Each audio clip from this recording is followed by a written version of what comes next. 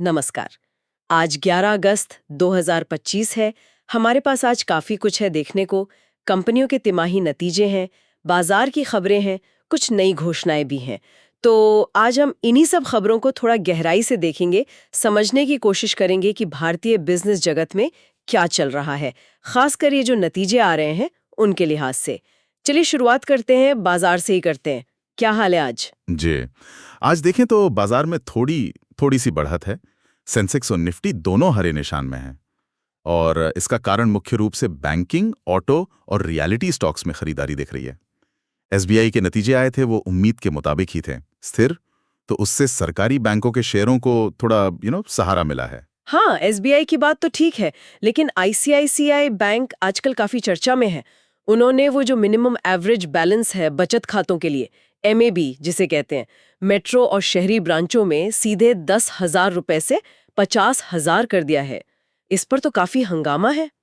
एक civil society forum ने तो वित्त मंत्रालय को चिट्ठी भी लिख दी है। हाँ, ये खबर काफी चल रही है और छोटे जमाकर्ताओं के लिए तो ये चिंता की बात है ही। हालांकि दिलचस्प बात यह है कि आरबीआई गवर्नर ने कहा है कि ये बैंकों का अपना आंतरिक फैसला है। ये किसी रेगुलेटरी दायरे में नहीं आता सीधे तौर पर। अच्छा, इसी से जुड़ा एक और पॉइंट है बैंकिंग में।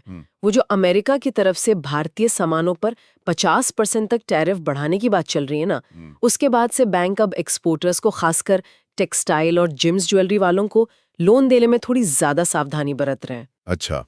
तो एक तरफ घरेलू नियम बदल रहे हैं, दूसरी तरफ बाहर से भी दबाव है। अब आते हैं नतीजों पर। इस हफ्ते तो नतीजों का तांता लगा हुआ है। आज ही करीब 291 कंपनीज रिजल्ट्स घोषित कर रही हैं। बीएमएल, बाटा, मुथूट माइक्रोफाइनेंस जैसे नाम हैं। क्या पैटर्न दिख रहा है इनमें? कोई खास ट्रेंड? ट्रेंड देखिए काफी मिला जुला है, एकदम मिक्स्ड बैग जिसे कहते हैं। ये अर्थव्यवस्था की थोड़ी मिली-जुली हालत को भी दिखाता है। कुछ कंपनियों ने तो बहुत ही शानदार प्रदर्शन किया है, जैसे जेएम फाइनेंशियल को लें। उनका कंसोलिडेटेड नेट प्रॉफिट सारे बिजनेस को मिलाकर 165% बढ़ा है। जबरदस्त उछाल है। इसी तरह पटेल इंजीनियरिंग का मुनाफा भी 51% ऊपर है। पावामेक प्रोजेक्ट्स का पैट यानी टैक्स के बाद का मुनाफा 30% बढ़ा है। वीएसटी टिलर्स ट्रैक्टर्स का तो मुनाफा लगभग दोगुना हो गया है। शायद ग्रामीण मांग में कुछ सुधार है। ये तो अच्छी खबरें हैं, लेकिन सिक्के का दूसरा पहलू भी तो है। टाटा मोटर्स का कंसोलिडेटेड नेट प्रॉफिट 62.7% गिर गया। बड़ी गिरावट है। पर मजे की बात यह है कि आज उनका शेयर करीब 3% ऊपर ट्रेड कर रहा था। ये क्या चक्कर है? हाँ, ये इंटरेस्टिंग है। हो सकता है बाजार अभी के नतीजों से ज्यादा आगे की योजनाओं पर, जैसे उनके ईवी प्लान्स वगैरह पर ज्यादा ध्यान दे रहा हो। निवेशक अक्सर फ्यूचर पोटेंशियल देखते हैं। दूसरी तरफ वोल्टास का मुनाफा 58% गिरा है और उनका शेयर तो आज करीब 9% नीचे चला गया। अच्छा। यहाँ शायद वो जो मानसून जल्दी आ गया उसका असर हो सकता है एसी की बिक्री पर। इसी तरह कैपेसिटी इंफ्रा प्रोजेक्ट्स और गुडियर इंडिया के मुनाफे में भी गिरावट आई है। सीमेंस का Q3 मुनाफा भी हल्का सा 3% नीचे है। सुप्रजीत इंजीनियरिंग का पैट भी करीब 3% कम हुआ है। तो साफ है कि अलग अलग सेक्टर में अलग अलग कंपनियों की कहानी बिल्कुल अलग है। कुछ अच्छा कर रही हैं, कुछ दबाव में हैं। बिल्कुल। जैसे जेके टायर को देखिए, उन्हें उम्मीद है कि वित्त वर्ष 26 में उनकी रेवेन्यू ग्रोथ डबल डिजिट में रहेगी। वो प्रीमियम टायरों की मांग और अपने विस्तार पर भरोसा कर रहे हैं। और वहीं दूसरी कंपनियां हैं जो या तो लागत के दबाव से जूझ रही हैं या फिर मांग में कमी से। विस्तार की बात आपने की तो कई कंपनियां इस दिशा में बढ़ भी रही हैं।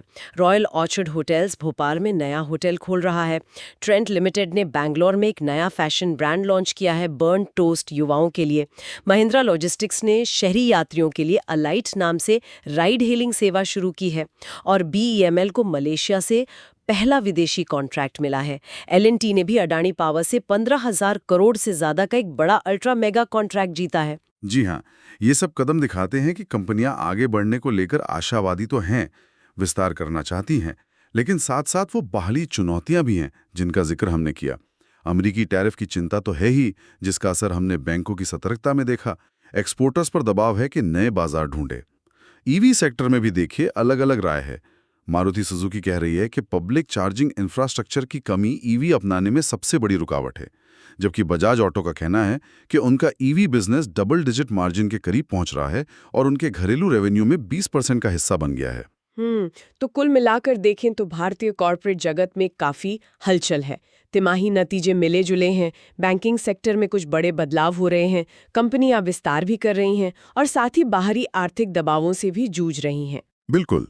और अब देखने वाली बात ये होगी कि कंपनियां अपनी विकास की योजनाओं और महत्वाकांक्षाओं को इन नई चुनौतियों के साथ कैसे बैलेंस करती हैं।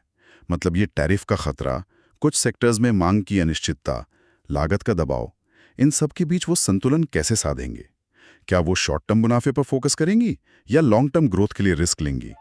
ये देखना आगे दिलचस्प होगा।